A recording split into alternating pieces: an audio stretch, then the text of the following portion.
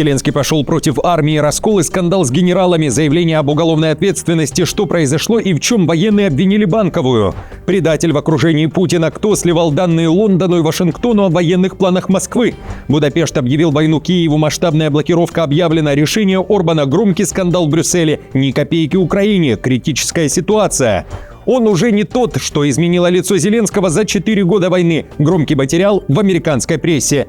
Не пушечное мясо и не будем умирать в ваших войнах. Масштабный молодежный протест против мобилизации. Немцы выходят на улицы.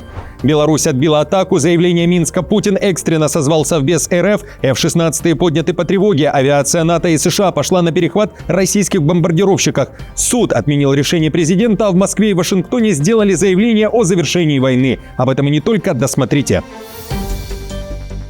Друзья, всем привет, это «Время Пряткул». Коротко, четко и по делу о том, о чем говорят в мире. Поддержите прямо сейчас, если не сложно, лайком, комментарием и репостом, а я начинаю.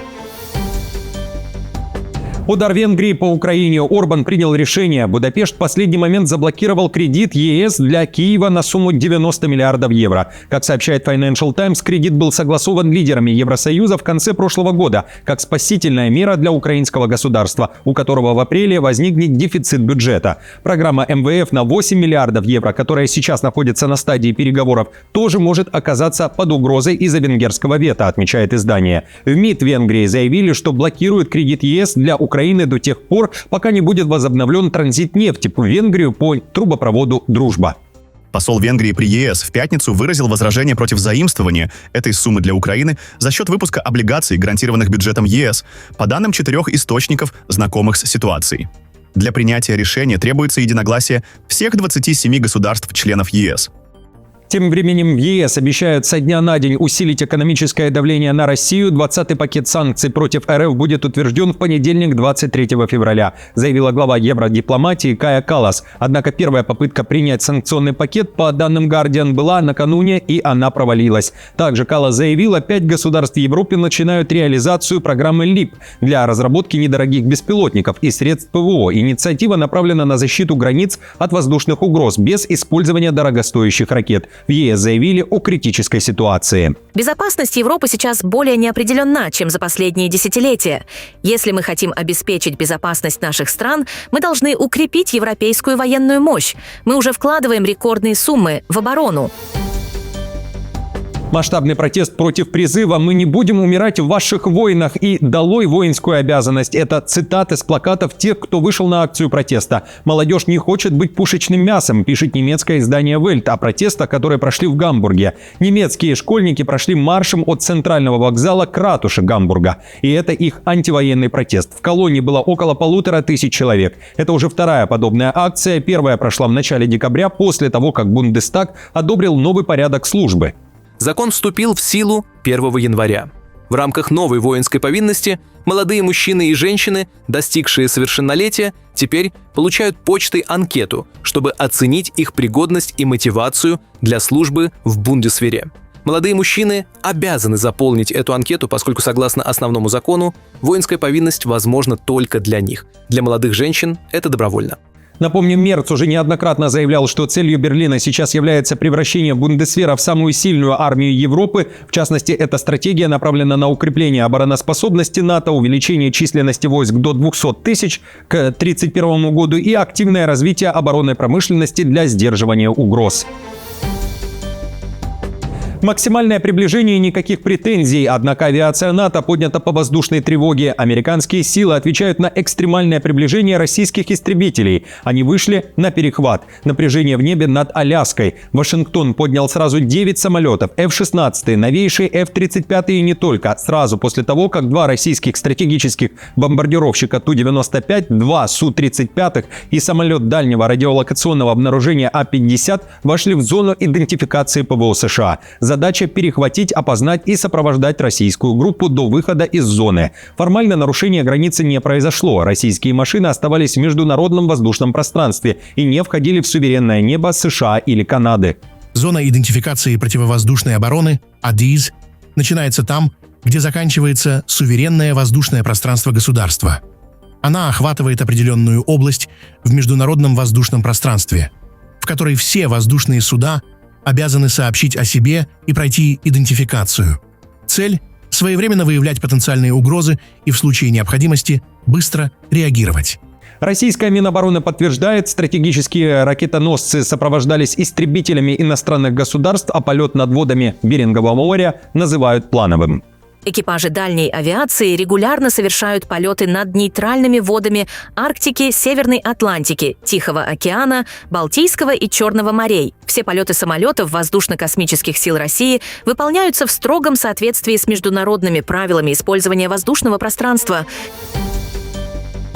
Зеленский уже не тот, и его не узнать. Журналисты CNN проанализировали, как и почему за 4 года войны изменилась внешность Зеленского. От прежнего образа молодого, гладко выбритого мужчины не осталось и следа. У Зеленского появились морщины и седина, отмечает издание. Он пьет много кофе, черный, без сахара, чтобы выдерживать рабочий день, который часто начинается уже в 3-4 утра с фронтовых сводок. Но не ранние подъемы лишь отчасти сказываются на внешнем виде. Виной всему многолетнее давление со стороны Запада, у которого Зеленский каждый день просит помощи, чтобы противостоять Путину, говорится в материале. Европейские союзники отмечали, что украинская сторона всегда была очень требовательной и прямой, особенно в начале войны, сказано в статье CNN. В Европе это понимали, считая, что Украина сражается и за их безопасность, но в Вашингтоне такой стиль воспринимается иначе. Однако за последний год позиции Зеленского серьезно пошатнули коррупционные скандалы, в которых фигурируют имена его ближайших соратников, уточняет издание. Телеканал также сообщает и о рейтингах Зеленского.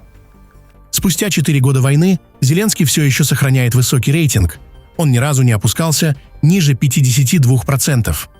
Его образ своего человека проявляется даже в мелочах. Например, во время визита в Прагу он настоял на встрече с украинскими уборщицами парламента, и именно фото с ними стало символом поездки.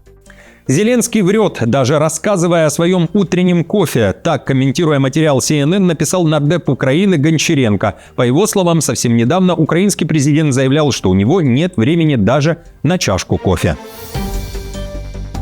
Зеленский отверг предупреждения США и Великобритании и пошел против армии, несмотря на масштабные отчеты разведслужб. Об этом говорится в большом материале издания The Guardian. Там в деталях и на основе 100 интервью рассказали о том, как мир знал о начале наступления России в феврале 2022 года и кто проигнорировал данные американцев и британцев. Это были европейцы и Киев. Зеленского призывали готовиться, говоря, что свинью в базарный день не откормишь, но он отказывался от любой подготовки. Зеленский опасался паники и экономического обвала и публично призывал украинцев не запасаться спичками и едой, считая угрозу преувеличенной. Советы украинцам ждать весенних шашлыков и Пасхи были катастрофическими, уточняет издание. Военное положение до самого вторжения он вводить не хотел, несмотря на давление части военного руководства. Главнокомандующий армией Валерий Залужный был раздражен тем, что Зеленский не хочет вводить военное положение, что позволило бы ему перегруппировать войска и подготовить планы боев. Ты собираешься драться с Майком Тайсоном, а единственная драка в твоей жизни – это драка подушками с младшим братом. Шанс 1 на миллион, и нужно быть готовым, говорил он.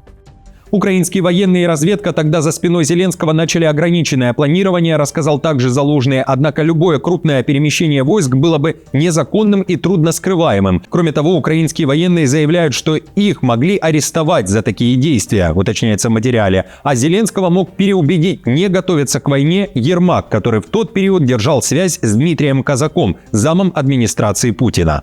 Несколько украинских источников говорили, что, по их мнению, Зеленский был твердо уверен.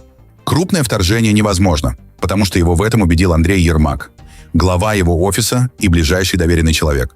Россия действует в серой, отрицаемой зоне гибридной войны, считал Ермак, и не станет начинать большое драматичное вторжение, которое необратимо разорвет отношения с Западом.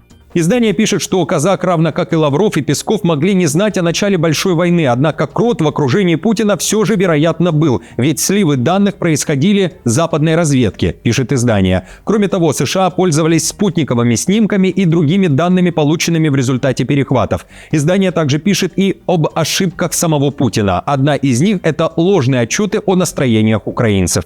Согласно российским оценкам, полученным и обобщенным западной службой, Москва думала, что только 10% украинцев будут сопротивляться вторжению, а остальные либо активно поддержат, либо неохотно примут российский захват.